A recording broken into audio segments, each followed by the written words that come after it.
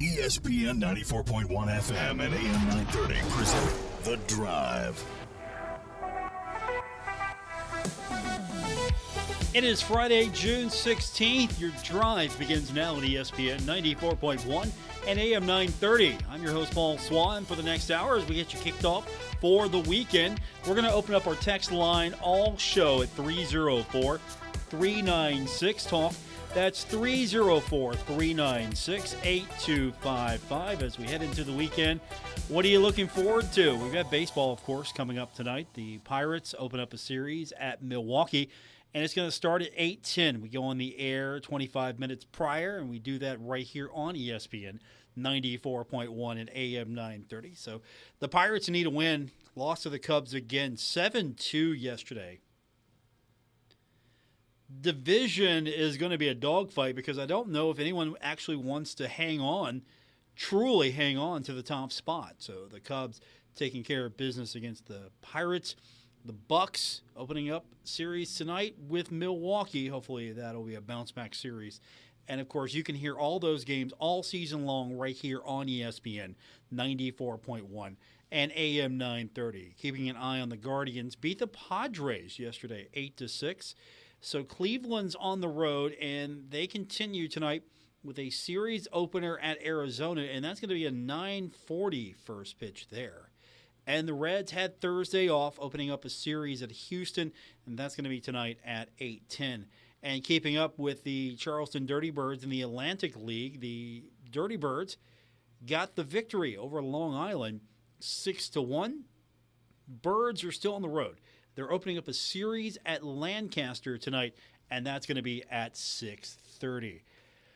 What are you going to do? It's the weekend, and NASCAR racing is off this week. So if you're a racing fan, you've got to maybe change your flavor of racing a little bit. If you haven't already, IndyCar racing this weekend, it's going to be a race at Road America Sunday at 1, and then Formula One's in action. Taking its show to Montreal. Yeah, that's the best I can do for you. I don't really have much racing for you unless you're an IndyCar or a Formula One guy. You don't have anything right now. But there is college baseball going on. The College World Series will be going on this week in Omaha, Nebraska. So we do have some college baseball to keep you occupied with. And, of course, if that's not going to do it for you, the National League semifinals, because I don't follow the national team that well in soccer, but there was a match between USA and Mexico. USA won that, so it's going to face off against Canada for the championship, and this is where all the nations in this portion of the world, the CONCACAF, I've always fascinated with how long of an acronym that really is. The CONCACAF Nations League semifinals. USA and Canada winning there. Again, it's not that I don't follow soccer. It's just I don't follow soccer. Other than Marshall's soccer, you know this. If you've known me for a long time, it took a long, long journey for me to even come around to that. And then, of course, Marshall wins the national championship a few years ago. So, again, Marshall's a soccer school now, so I have to keep up on all that. But how is your weekend going to plan out? Text lines 304-396-TALK, 304-396-8255. That's our number to be a part of today's edition of The Drive here on ESPN 94.1 and AM 930. And, of course, there's a lot happening with, first of all, I think we're going to have to get into this. NBA coming out and suspending Ja Morant for 25 games, and this is following his social media activities, video with a gun. Now, in itself, it might not be the best look in itself, But he's been suspended by the NBA for 25 games for displaying a firearm on social media. Do you think that the NBA is going too far, or the NBA hasn't gone far enough, depending on where you fall on this issue? So we'll get into that.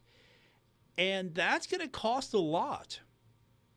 That's going to cost a lot. It's going to be about $300,000 per game, and it's going to run around $7.5 million in lost revenue.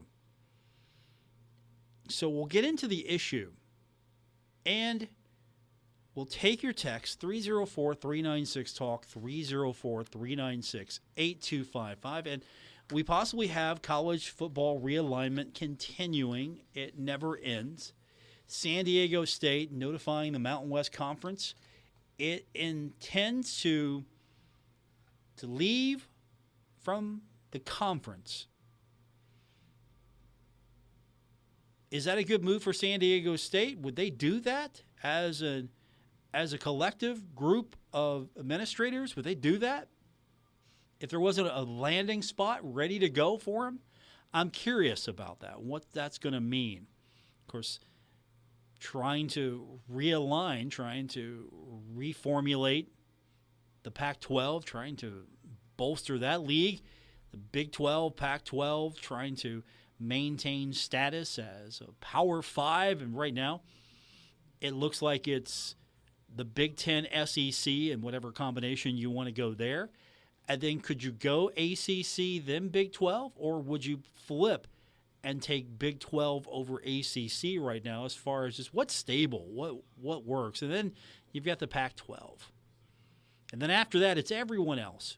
It's the American, it's the Sun Belt, it's the MAC, it's the Mountain West, it's Conference USA. I don't even mention Conference USA that much anymore. I'm just curious to see where it's going to fall. At the end of the day, I'm going to see possibly a league in Conference USA be regarded lower than definitely the Mountain West and the Mid-American Conference. Going to be definitely regarded lower. It might ultimately come down to which is the bottom feeder league, and it could be Conference USA. So we'll get into all of that and some good news coming out of Marshall today. I definitely want to talk about that. So we'll get your text in, 304-396-TALK, 304-396-8255. It's a Friday for you. We're getting you set for your weekend and looking forward to spending it with you this hour as we take you home on this edition of The Drive, ESPN 94.1 and AM 930.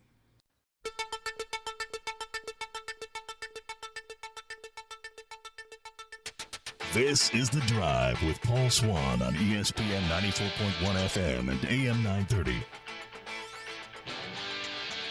Welcome back to your Friday edition. Paul Swann, your host, here on ESPN 94.1 and AM 930. Our text line is open, 304-396-TALK. That's 304-396-8255.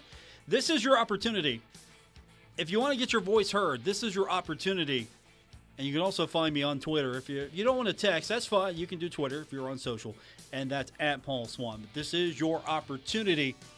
You got something to say, you better do it now, because we won't be here until Monday. So get it out this weekend. Get it, and you'll feel better if you put it out there. All right, let's get you caught up on what's happening. We got good news coming out of Marshall today, and in a perfect world, everything would go well, and you never would have coaching changes, and everybody would be great. And it almost feels like right now in volleyball, everything's great because today, an official release from the university earlier, Marshall announcing the promotion of Charlie French to the role of associate head coach. She's been with the Thundering Herd for 4 seasons. She has been a big part of the team's success on and off the court. And she works well with Marshall volleyball coach Ari Agnes. So it was considered in the release a no-brainer. And if you see Coach Agnes, you see Coach French. I'm not saying they're attached to the hip, but where one goes, you usually see the other, and that's pretty good. So a lot of communication with the two. And honestly, I like seeing good coaches promoted. I like seeing good coaches succeed, and I like keeping good coaches.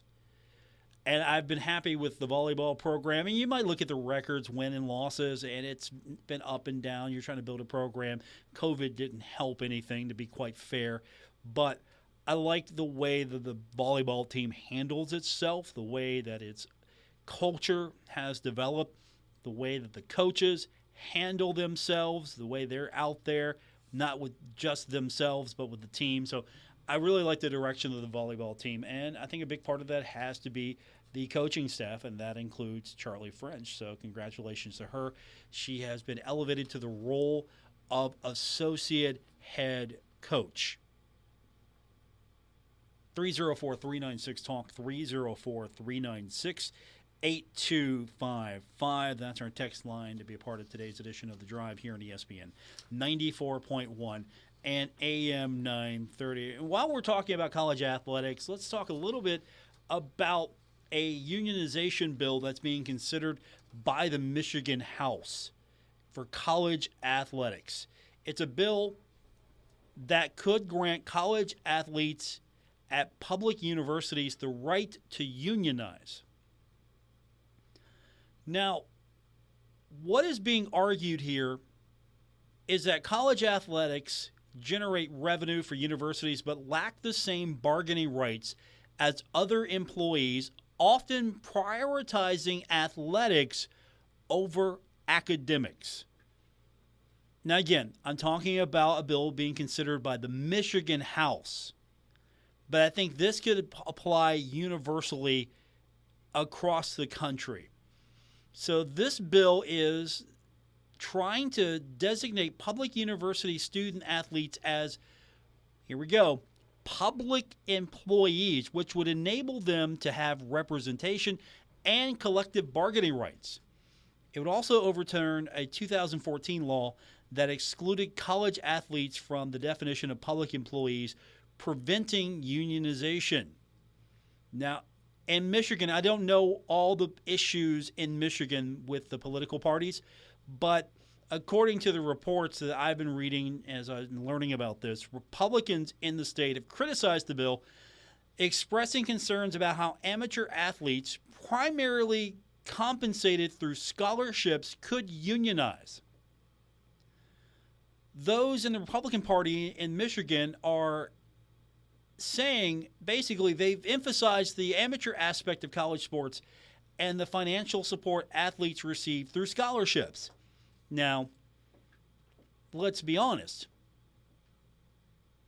They're getting a step up than you and I, most of us did, right? They're getting a step up. Let's be fair. We're not begrudging anyone that.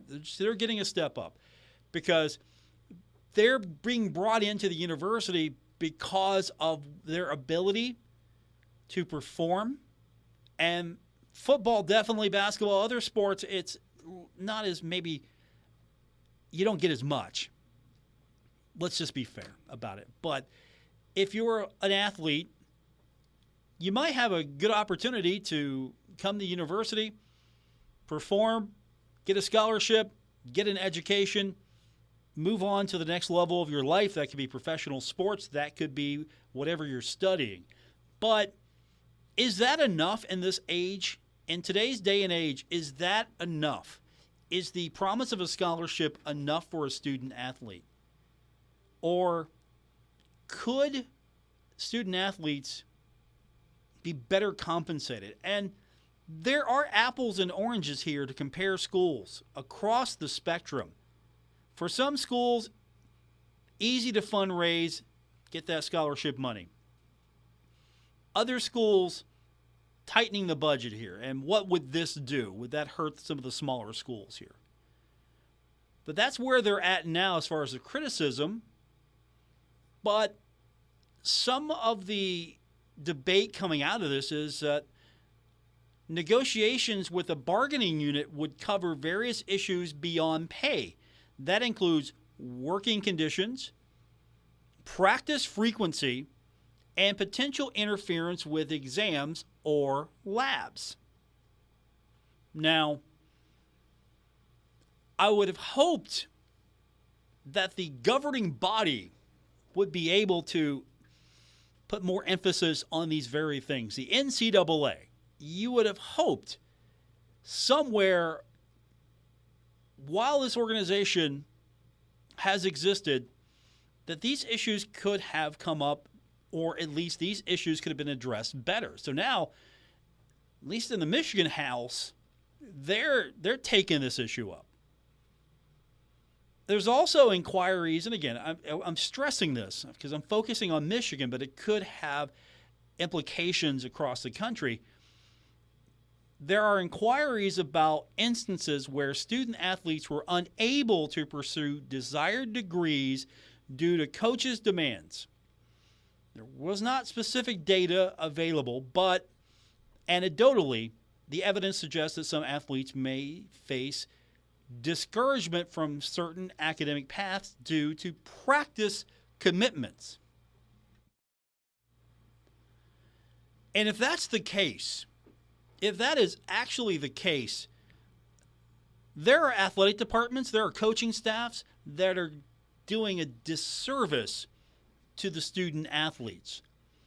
Because I'm sorry, I'm going to be the outlier here. The whole point of bringing these kids in is that you're getting promised a scholarship to further your education, and in return,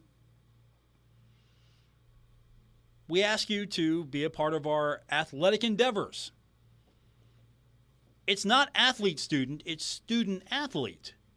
Now, again, I don't know how widespread this is, how many kids have been deterred from actually pursuing desired degrees. But I would hope, at least I would think, that for the majority of student athletes, they're able to pursue their academic pursuits and not have to be pressured into demands from the coaching staff. I would think that classwork would, unless you're actually on the road at a game, on the road performing at a game, or it's game night, whatever your schedule is, and universities make allowances for this. But I would think that the academic pursuits would take higher priority. And again, we're talking about the Michigan House putting this together. So this isn't anything that is directed solely here in West Virginia to what's going on in this state. But I think that if something like this comes about, it could have widespread implications. So this is part of a bill.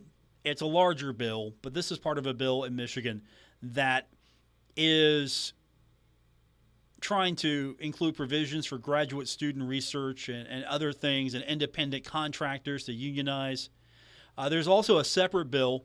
It's focused solely on graduate student research assistants and things like that. But this is going to be interesting because if these two things can combine, we might see at least the opportunity for college athletes to unionize because they would be classified as public employees. So now, if student athletes get qualified for unionization because they're public employees and then they're able to come together collectively, I mean, what does that mean? Does that reshape college athletics? Does that reshape how you can interact with the student athletes? Does that reshape how practice is handled, how scheduling is handled? Does all of that start to have a cascading effect where it's going to impact these things if this comes about, or is this going to be solely unique to Michigan? And again, legislation is debated all the time. Legislation is brought up. Legislation fails all the time. But I'm interested in seeing how this goes and what this could mean as far as giving student athletes another opportunity to come together, because already student athletes have the opportunity for name, image, and likeness, and so there are efforts to have some collective bargaining there, some collective management there, some collective representation there. I mean, and that's not a bad idea if it's above board, because, again, you don't want these student athletes to have, I don't want to say free reign. What I'm trying to say is you don't want to have so many independent contractors out there, because there is strength in numbers. And so if there are actually legit people out there that are trying to look out for these student athletes, that's great. And could unionization help with these student athletes? Of course. And what kind of initiatives would happen? What kind of impact would that have? I mean, could you see student athletes walk out and strike? Well, I mean, there's a way to go about it here. And again, with the transfer portal, kids can leave and they can get out of a situation. It's not as if the situation isn't good, all right, I'm getting out of here, and the reasons are vast. It's not just, hey, I'm going to go get a name, image, and likeness deal. It's like, I really want to get this degree here, and I can't do it while I'm here. It's not really working out. I mean, that's a legitimate reason here. But at the same time, if you like it where you're at and you're a student athlete, and if you, as part of a larger collective voice that has to be heard, could improve working conditions and not have situations that interfere with what you're really there for, and that's for educational purposes. I know I might sound a little naive here, that the whole point of this is still based on student athletes' opportunities with their education. I could be naive here, just a little. But I think the whole purpose of student athlete is a focus on the student's well-being, because they are a student, they are an athlete, so they've got at least two jobs to contend with here. They've got to be a full-time student, and they got to be a full-time athlete. And now how that balances out, if this helps, all the better. 304-396-TALK, 304-396-8255. We got more coming up. It's The Drive on ESPN 94.1 and AM 930. We're taking Paul Swann everywhere. Download or subscribe to The Drive with Paul Swann on Apple Podcasts, Spotify, or wherever you get your podcasts. Welcome back to the Friday edition of The Drive here on ESPN 94.1 and AM 930. I'm your host, Paul Swann. We're going to keep our text line open this hour, 304-396-TALK, 304-396-8255. And don't worry, if there is something you want to maybe get off your chest, you could say to me, and you can't text right now, because let's be honest, some of you might be driving home as we speak right now listening, or you're listening to the podcast, and so you're not listening to me live. You can find me on social media. Great place for you to start is on Twitter, and that's at Paul Swann. Looking forward to talking to all of you, either on our text line or on social media. So we talked a little bit about it earlier, the NBA suspending Ja Morant for 25 games following some social media videos that have generated a lot of interest. So he got 25 games. It's his second incident of displaying what looks to be a firearm on social media.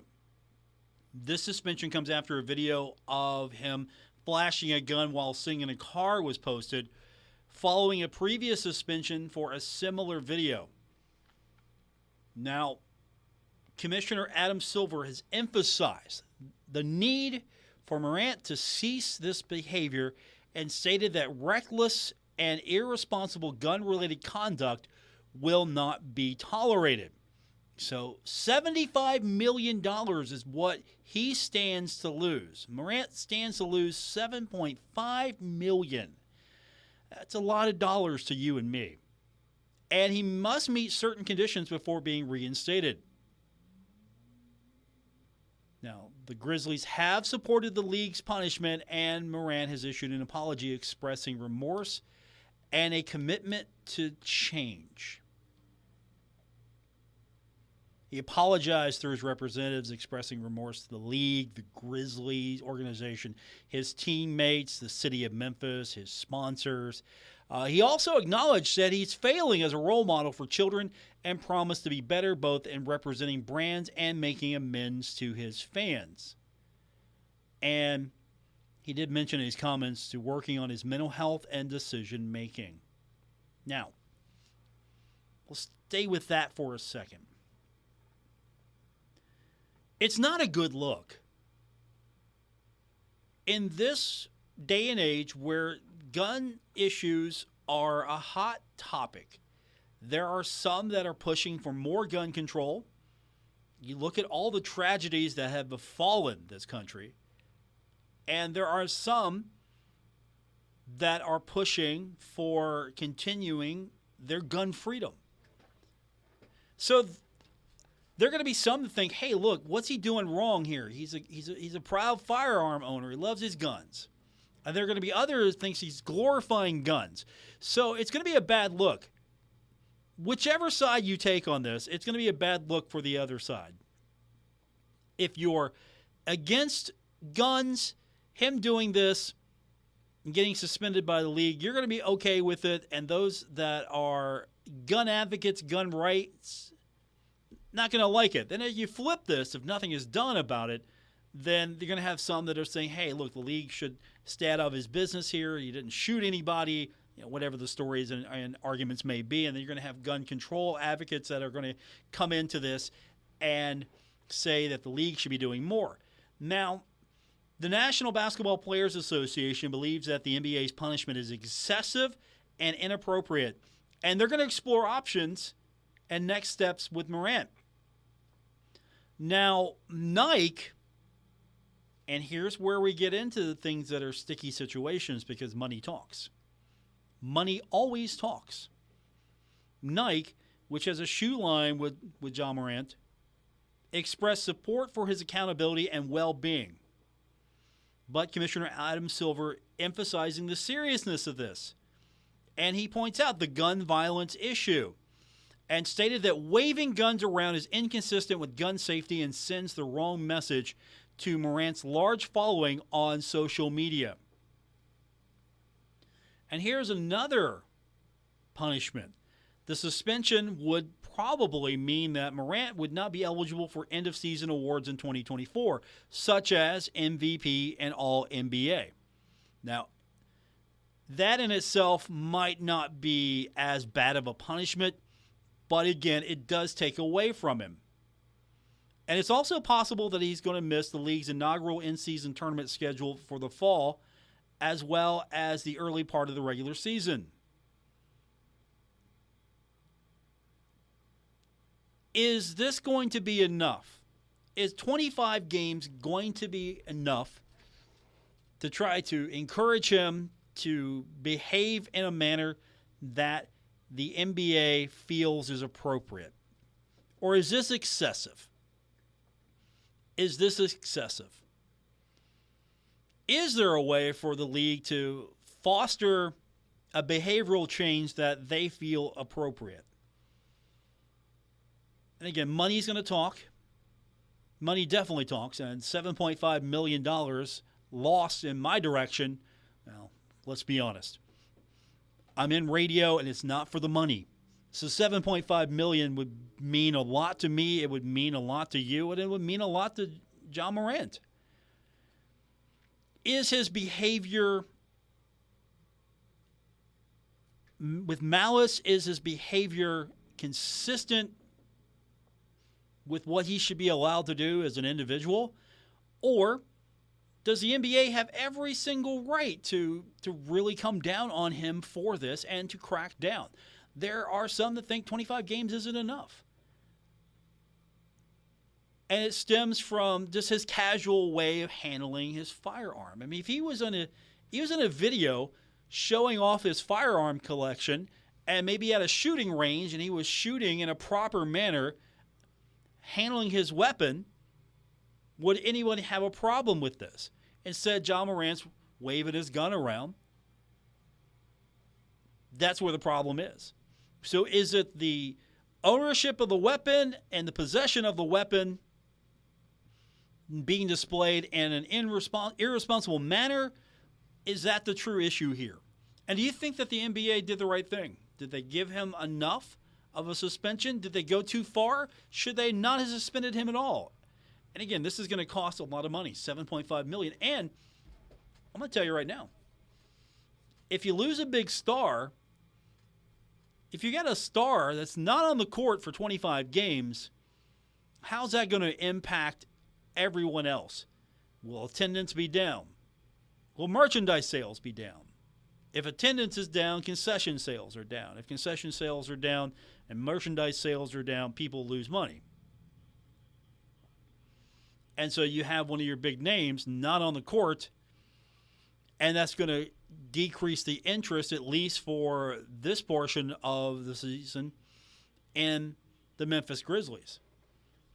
304-396-TALK, 304-396-8255.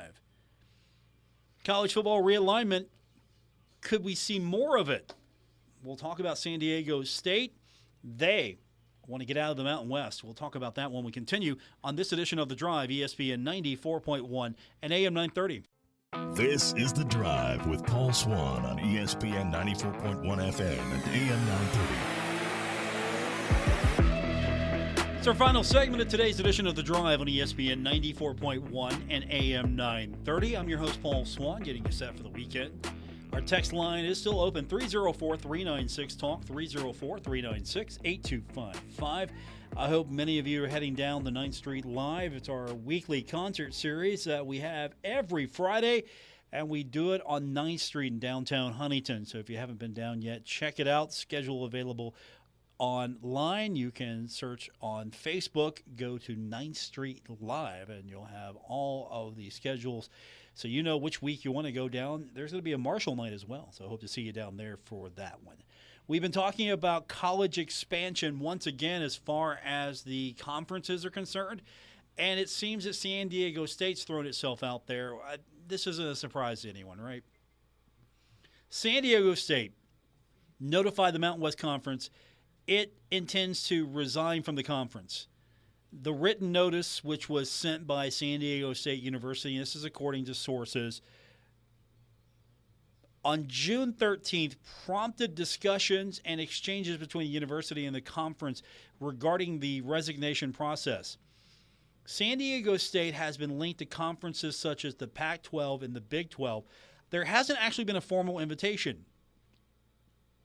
The university has requested a 1-month extension and open discussion on the exit fee, considering factors like its contributions to the Mountain West through NCAA basketball tournament earnings. The Mountain West accepted the withdrawal letter,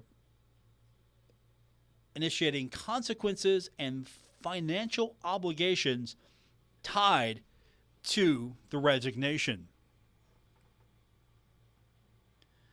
Could San Diego State be in a situation where both the Pac-12 and the Big 12 could be making overtures? And if so, where does San Diego State fit? Is San Diego State a better Pac-12 team, or would it be a better Big 12 team? San Diego State's been a part of the Mountain West since 1999. And it's really, if you look at what they do, it's really one of the best athletic departments in the country. That would be a feather in any conference's cap, to have an organization, an athletic department that's well regarded, well run. Southern California, that would be an opportunity. Could the Big 12 benefit more for being in Southern California? Would it benefit the Big 12 more, or would it help strengthen the Pac-12 more? Which one would it help? Because where does San Diego State University go? Where it's not the Sun Belt, we know that. It's definitely not Conference USA, we know that. It's not the Mid-American Conference, we know that. We definitely know that. It's not the American. No, not the American. Not an ACC school. Definitely not. Big Ten school? Maybe not. I don't think so. Not an SEC school. So what makes sense for San Diego State University is either got to be the Pac-12 or the Big 12. And, of course, are we going to see just the group of 5 conferences, if you even want to call them that, are we going to see the eventual destruction of one or two of them? Because right now, whatever Conference USA is going to be, it's not going to be an elite league.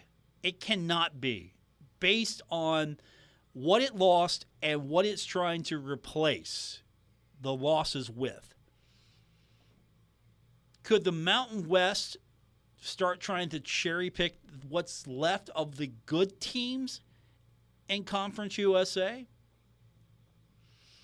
Could Conference USA be a victim once again? I mean, Conference USA over the years has been sort of it's been where the American has gone to steal teams. It's sort of like the American, in whatever form or fashion, pretty much is, I want to say, a souped-up version of Conference USA, a really souped-up version of Conference USA. The American has taken so much from Conference USA. And, of course, where Marshall landed in the Sun Belt was really a good move on Marshall's part because it just fits. The Sun Belt makes more sense for Marshall as a member. Wholeheartedly agree that the Sun Belt makes more sense. And it's a competitive league. And Marshall's got its work cut out for it to try to be competitive in this league. And that means football, that means basketball, that means baseball, that means volleyball, that means softball. That means all of these sports. Marshall's got its work cut out for it to be competitive year in and year out. You look at the Commissioner Cup standings there, the standings that spread it all out from one athletic program to the next, and Marshall came in 10th. You don't want your university to come in 10th. You want to be in that upper echelon. You want to be competing. And, of course, the revenue is going to be there. The revenue is there to put Marshall in a higher level. But is that going to translate into more success? I think the Sun Belt's immune right now. I don't think unless the American explodes again, I think the Sun Belt, I think these institutions are pretty happy with the way things are going. And I think the feeling here is that the Sun Belt is in a position of strength and growth. This could be a growth league. And it could be one of those leagues that are in the upper echelon of the best of the rest. Because honestly, if you're not in the Big Ten or you're not in the SEC, you're in the fringe of the Power Five. And really at this point, what separates the Pac-12 from the American? What separates the Big 12 from the Pac-12? What separates? And I think you're going to see a few more maneuvering gestures from some schools. And San Diego State's just trying to put itself in a better position. And honestly, I don't know if the Big 12 – I mean, can you imagine San Diego State traveling all the way to Morgantown, West Virginia for a baseball game or a soccer match or basketball, football? Could you see that? Is that what you want for your league? And I think the Pac-12 would be a better fit. That's going to do it for this edition. Thanks for tuning in. I appreciate every one of you. If you want to be part of what I do on a daily basis, you can find me on Twitter at Paul Swann. You can also find me on Facebook. We have a page. It's called The Drive with Paul Swann. Would love to have you be a follower there as well. Don't forget the podcast. It's free and available to you. Apple Podcasts, Spotify, wherever you get your podcast is where you'll find The Drive with yours truly, Paul Swann. That's going to do it. Thanks for tuning in once again here on ESPN 94.1 and AM 930. Hope you have a great weekend. We'll see you on Monday. Until then, have fun, everyone. WRBC Huntington, W227BS Huntington. This is your radio home for Pittsburgh Pirates baseball, ESPN 94.1 FM and AM 930.